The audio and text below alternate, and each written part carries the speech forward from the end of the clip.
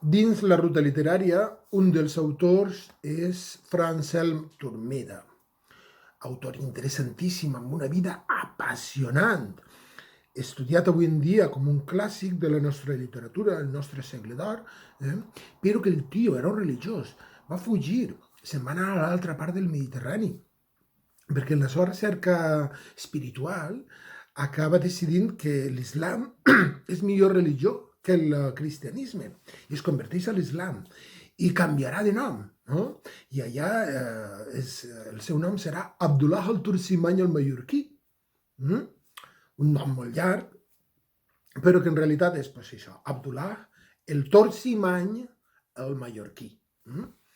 I treballarà pues, allò, a l'altra part del Mediterrani com a traductor. Avui en dia s'ha estudiat en la literatura clàssica, àrab i en la nostra literatura. Us deixo que imagineu on serà que llegim este poema seu, Elogi dels diners.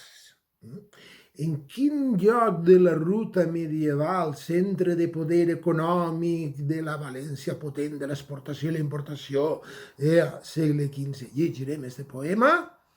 Ho deixo a la vostra imaginació. Elogi dels diners. Diners de tort fan veritat e de jutge fan advocat.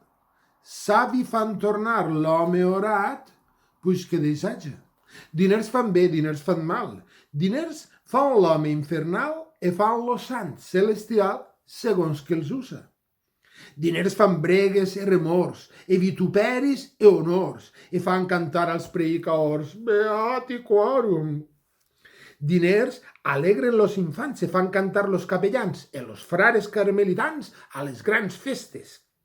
Diners magres fan tornar gords, e tornen lleders més los bords. Si diràs jazz a homes sords, tantos es giren. Diners tornen los malalts sants.